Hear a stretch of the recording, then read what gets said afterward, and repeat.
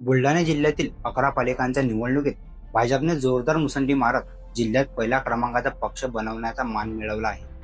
चिखली, खामगाव, जळगाव जामोद आणि नांदुरा येथे त्यांची नगराध्यक्ष तर 89 नगरसेवक 11 पालिकांमध्ये निवडून आले आहेत. काँग्रेसने त्यांना जिल्ह्यात काट्याची टक्कर देत लोणार, मलकापूर आणि शेगावमध्ये नगराध्यक्ष तर 60 सदस्य निवडून आणत जोरदार लढत दिली आहे.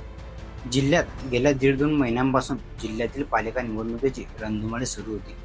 11 पालिकांच्या या निवडणुकीत 87 उमेदवार नगराध्यक्ष पदासाठी तर 1181 उमेदवार हे 286 जागांसाठी आपले भाग्य आजमावत होते. काही ठिकाणी न्यायालयीन विलंबामुळे 2 डिसेंबर ऐवजी 20 डिसेंबरला मतदान झाले. यात 30 जागांसाठी हे मतदान झाले होते. त्यात खामगाव, जळगाव जामोद आणि शेगावच्या एकूण 9 जागांचा समावेश होता.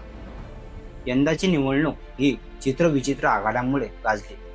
विशेष म्हणजे शिवसेनेची व राष्ट्रवादी काँग्रेसची 2 शकले झाल्यानंतर जनमानसात अर्थात स्थानिक स्वराज्य संस्थांच्या निवडणुकीत त्यांची नेमकी पत काय हा मुद्दा चर्चेत होता.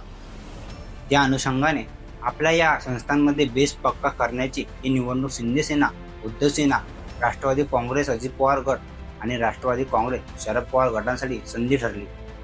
त्यात बऱ्यापैकी 4ही पक्ष यशस्वी झाले. दरम्यान बुलढाण्यात शिंदे सेनेच्या पूजा गायकवाड 4870 मतांनी विजयी झाल्या. चिखलीत भाजपचे पंडितराव देशमुख यांनी पत राखले, तर देऊळगाव राजात राष्ट्रवादी अजित पवार गटाच्या माधुरी सिंपणे विजयी झाल्या. जळगाव जामोद व खामगावमध्ये अनुक्रमे गणेश दांडगे आणि अर्पणा पुणकर विजयी झाल्या. नांदुऱ्यात मंगला मोरेकरांनी विजय मिळवला. मलकापुरात काँग्रेसची अतिकुर रहमान आणि शेगावात प्रकाश शेगोकार तर लोणारमध्ये मीरा मापारे यांनी काँग्रेसचा गड राखला. उद्धव सेनेचे किशोर गारवडे नगराध्यक्षपदी विजयी झाले.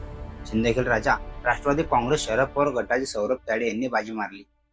पालिका निवडणुकीत जिल्ह्यात काँग्रेसची नेहमीच ताकद राहिली आहे. या निवडणुकीत काँग्रेसची जागा भाजपने घेत जिल्ह्यात नंबर 1 चा पक्ष बनवण्याचे आपले मनसुबे सिद्ध केले आहे. मात्र काँग्रेसने त्यांना तगडी टक्कर दिली. पालिका निवडणुकीतील 286 जागांपैकी 21% जागा घेत शिंदे सेनेने आपली ताकद दाखवून दिली असून राष्ट्रवादी अजित पवार गटानेही 9% जागा घेत आपणही कमी नसल्याचे दाखवून दिले आहे. त्यामुळे आता जिल्हा परिषद निवडणुकांकडे लक्ष लागून राहिले आहे.